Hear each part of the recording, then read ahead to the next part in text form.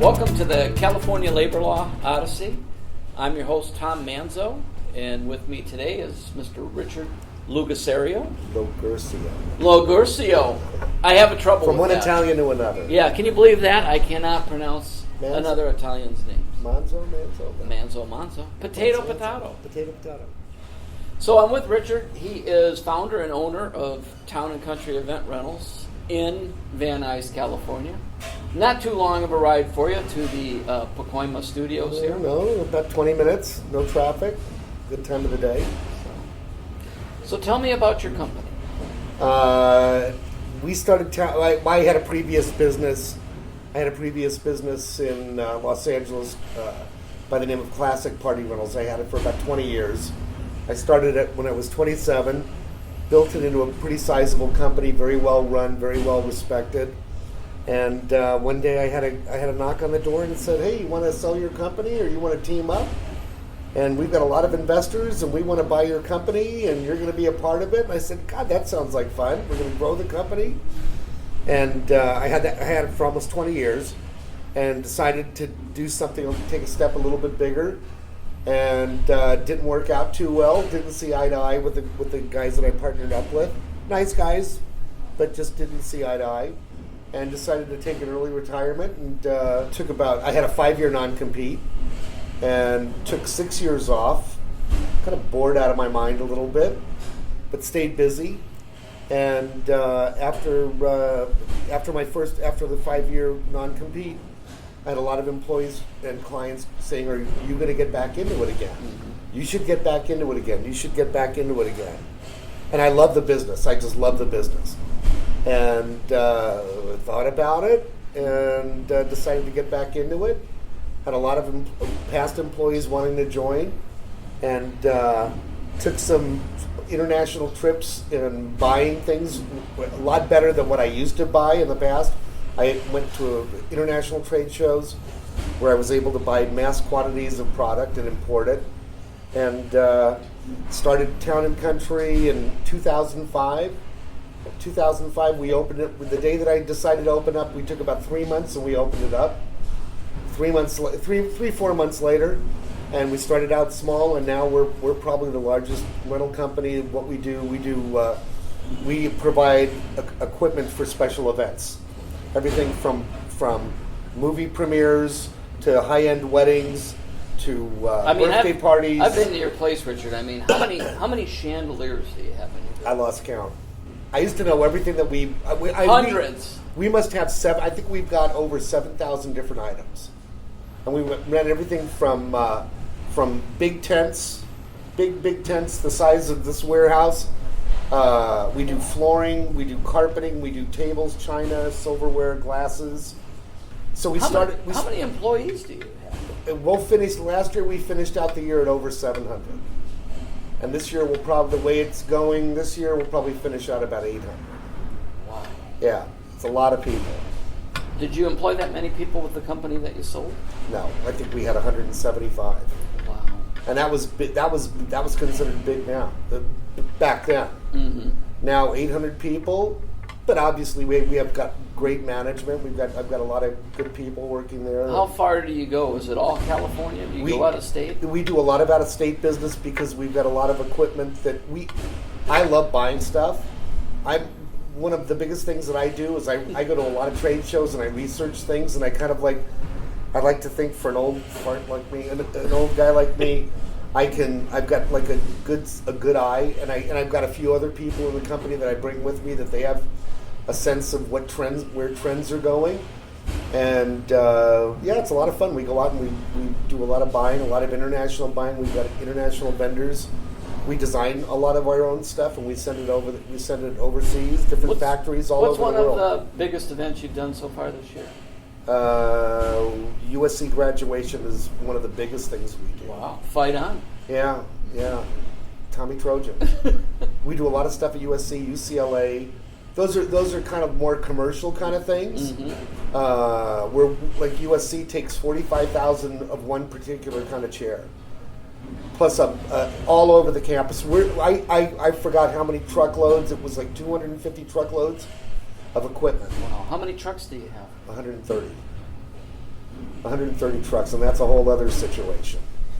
And we're running out of parking fast. We're running out of room fast. We've got our main office or campus, if you want to call it. People call it a campus. We're on a street right near Van Nuys Airport. We started out in one building. Now we've got another building. Then we've got another building, and it's all on the same street. How many buildings now? We were in 4 buildings on one street. Now we're in 3 buildings, and then we've got another building in North Hollywood, which houses all of our big tents and structures, and then we do a lot of subflooring. So if you want to get rid of your backyard, you got a pool, you got a this, you got a that. We just cover the whole thing and make it flat. Cover the whole thing. Wow. And we do a lot of out-of-town stuff. We just got done doing a big music festival in Dallas called Kaboo. We do it out here in Del Mar, and they just launched the Dallas part of it, and we did that. And then we've got a big business conference up in Sun Valley, Idaho, that we're loading up trucks. I think next week, and we're heading out July 4th weekend to start doing that. But we do stuff all the time in Las Vegas, Arizona. It's fun. A lot of moving parts. So you have a business. You're very successful. You sell the business. You retire. You can't stand retirement. You decide to start up another company, and it's one of the largest in California. Would you say one of the largest? I'd say one of the largest. We're probably for what we do out of one location. We're probably the biggest in the country. Wow. We're probably the biggest in the country. So, we met because the company, Timely Industries, got hit with a wage and hour PAGA lawsuit. Private Attorney General Act. All that is a license for attorneys to steal from employers, And that's how we met. So, you got hit with a PAGA lawsuit. I did. We've got a great culture. Because I like what I do, I love what I do. I'm not like the big bad boss. I'm not a big bad boss. I've been pretty lucky with. I'm good at numbers, but the numbers don't drive me. I know how to look at a profit and loss statement, but I'm a big believer in get the business and everything else will work You're creative. out. You like to. I'm more on the creative side of it. Customers. When I surround myself with a lot smarter people than me, and so we've always. I'm a big believer in going to work and having fun. If I can't have fun, I don't want to work.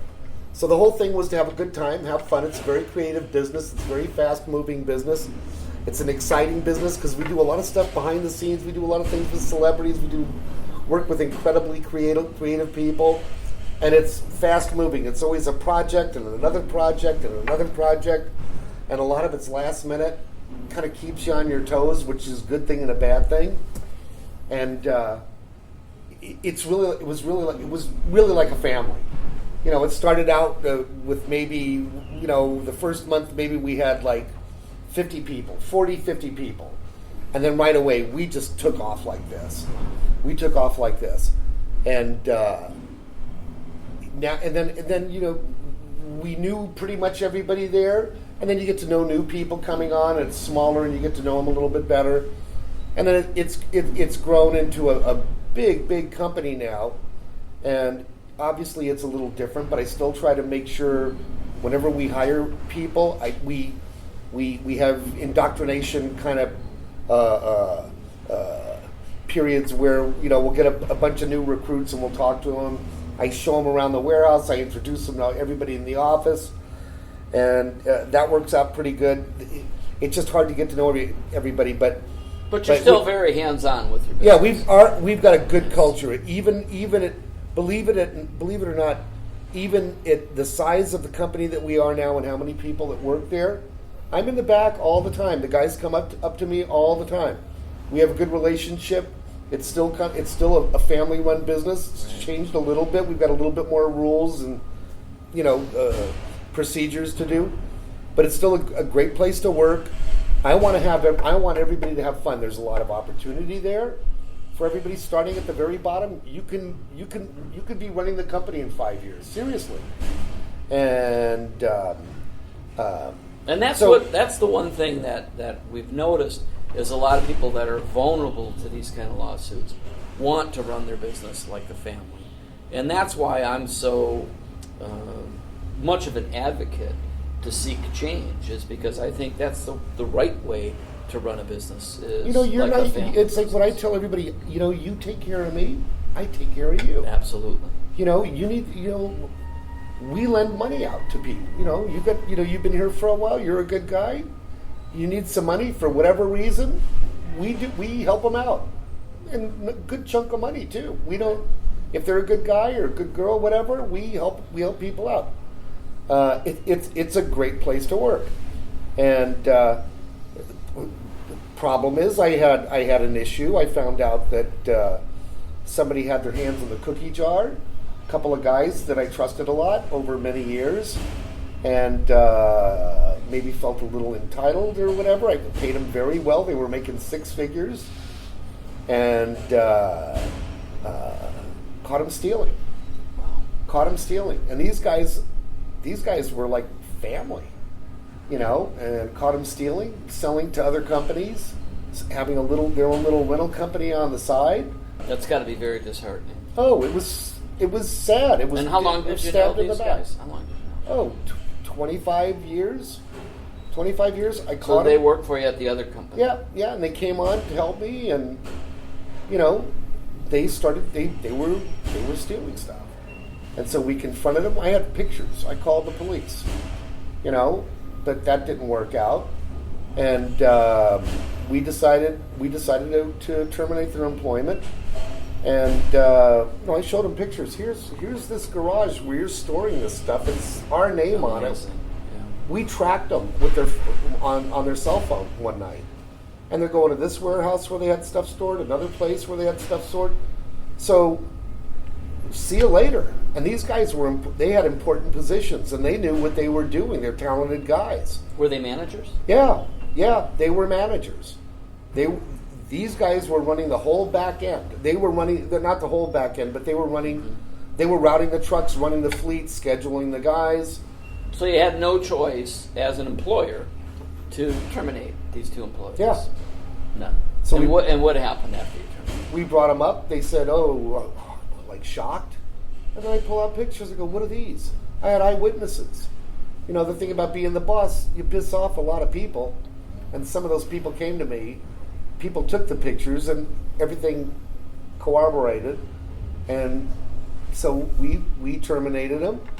And it was hard. It was hard to get other people to take their place. But we figured it all out, and everything was fine. We got together and worked everything out. And couple of weeks later, I get a lawsuit. I didn't even know what PAGA is. We all joke about PAGA, that it's in a nice, beautiful little place island, in Italy. a nice little place somewhere in Indonesia or something with palm was Italy. trees. No, that's Manzo.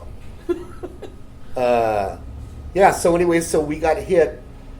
We got hit for 59 wage an hour, whatever that is. Mm-hmm. They accused us of not documenting lunch breaks. Mm-hmm. All right, we send out, back at that time, maybe we had 80 trucks. And these guys were routing them. And we used to put on the route sheets that, okay, your first stop is going to be here, or maybe you're going to be at a job all day. Okay, you have to take your lunch. All right? We used to put in there, take your lunch. But we didn't document it. Nobody ever, in the warehouse, we have a buzzer that goes off. Okay, boom, take your lunch. All right? And then sometimes when they're busy helping customers, they take their lunch afterwards. Right. We don't sit around there and watch everybody take their lunch. Don't babysit. Yeah, we're not babysitters. They're all intelligent people. We don't have to tell them when to do whatever. And quite frankly, a lot of them, not everybody, but a lot of them take two lunches. Or some of them, not a lot of people, but a lot of them overdo it. Right. So anyway, our guys, they go out in the field, and there might be one truck on a job, there might be 10 trucks on a job. They take their lunch when they want to take their lunch. That's the way it's always been. But we weren't doing it legal, didn't really even know about this law, never had one person ever in all the years that I've been doing this, and I've been doing this for 50 years. 50 years. On that note, let's take a break.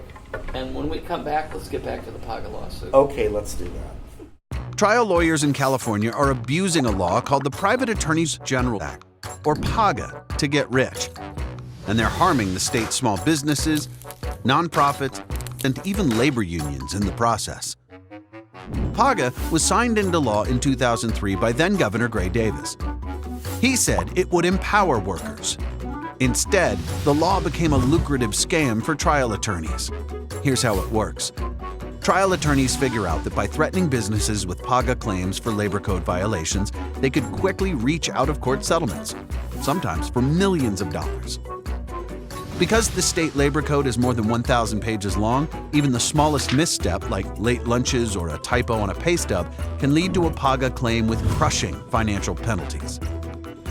More than 35,000 PAGA notices have been sent to employers since 2004, but that doesn't mean employees are benefiting. In 2018, Uber settled a PAGA lawsuit for $7.8 million. The attorneys kept $2.6 million. The state took $3.6 million. And the drivers took home just $1.08 each. Other settlements are similar. One top PAGA attorney even admitted that the law was never intended to compensate employees. California needs to enforce its own labor laws and stop empowering trial attorneys to extort businesses and deceive employees. To learn more, visit cabia.org.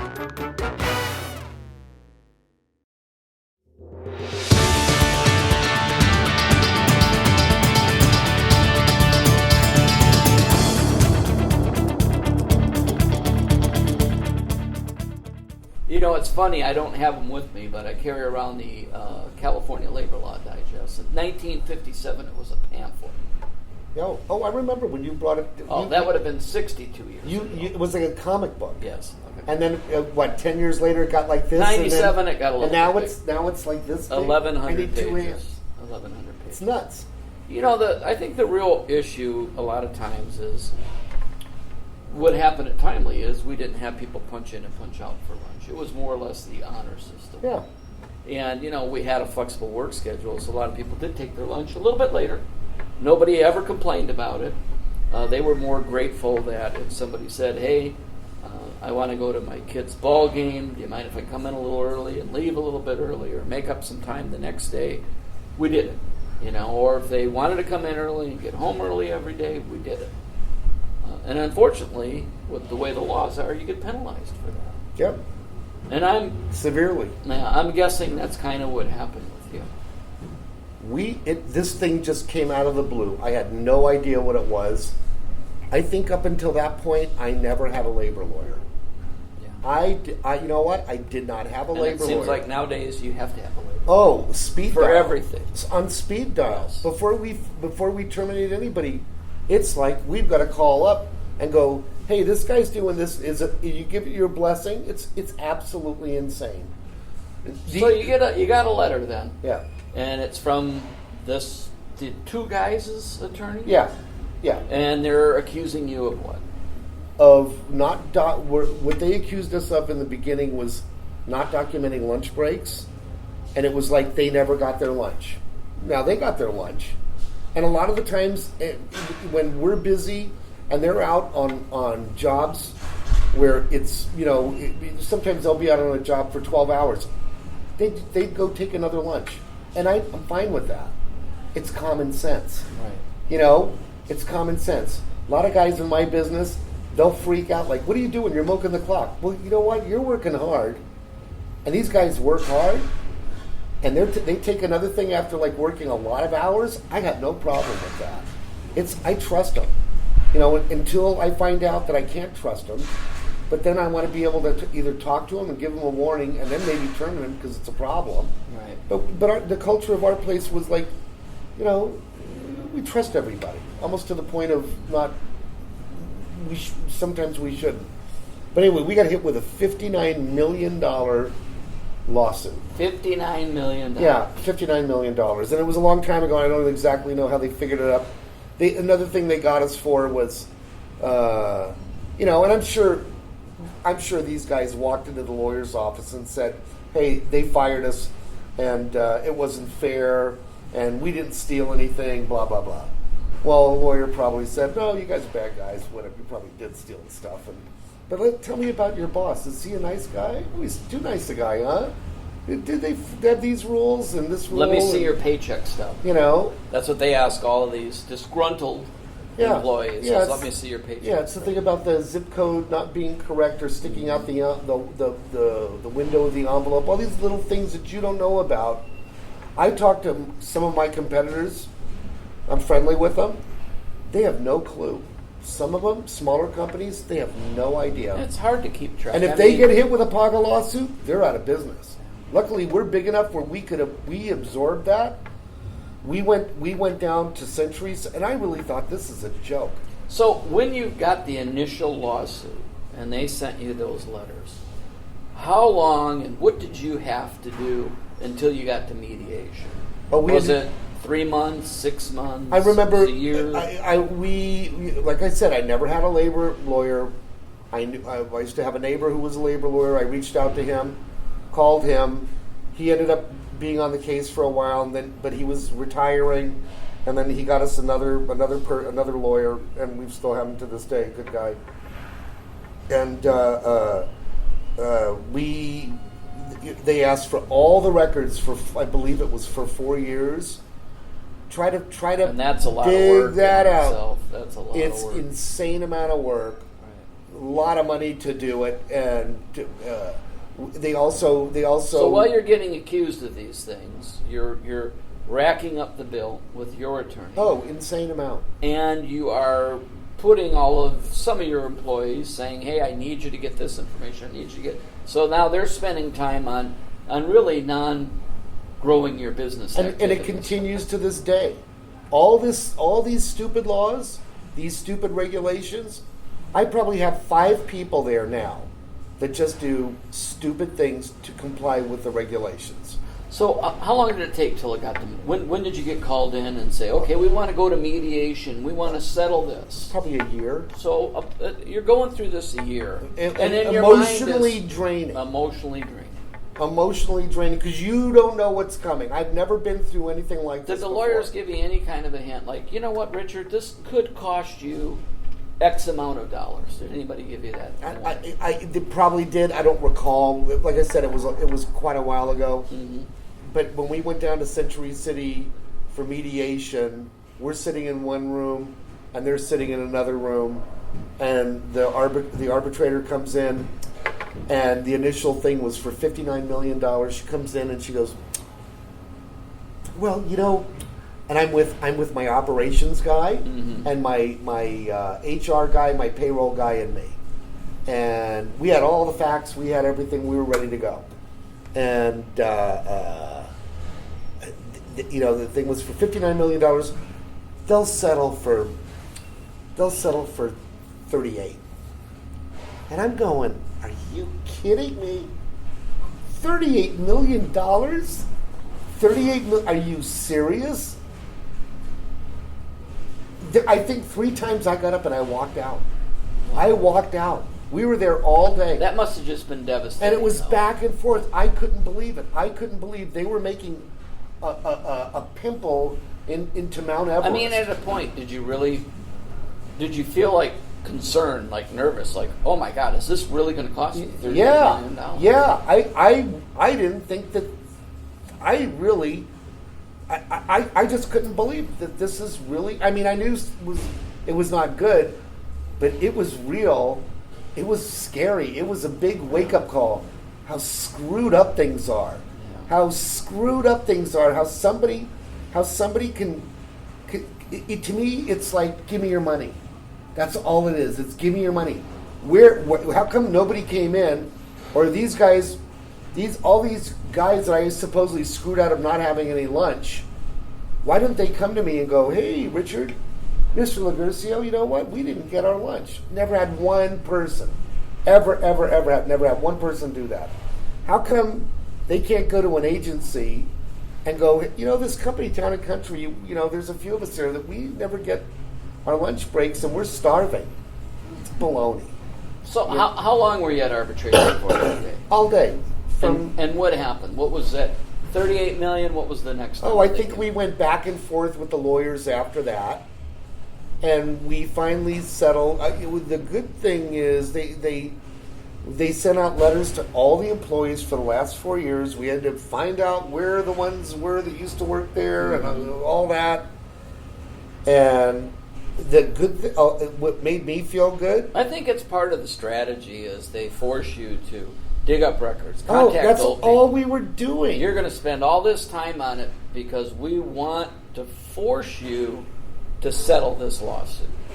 We don't want to go to trial. We don't want to go. They don't want to go. All they want to do is settle. Settle. That's all they want to do is settle. So what did you end up settling? So anyway, so the good news is a lot of my employees said, Mr. Richard, what is this about? I said, go see David in the HR department. David would explain, and they go, I don't want to take this. I think we had 60% of our employees bail out of the class action. Wow. So that was nice. They said, we already got lunch. This is not right. It's not fair. You pay us well. We don't want to be any part of this. But we ended up, after blah, blah, blah, talking, we ended up settling for a little hair under $1 million. Mm-hmm. And all of our legal fees were about 2.5. Whoa! You spent $2.5 million? $2.5 million. Yeah. So this whole deal cost you $3.5 million. Yeah. And a lot of aggregate, 2.5. 2.5. 2.5. Don't make it worse than what it was.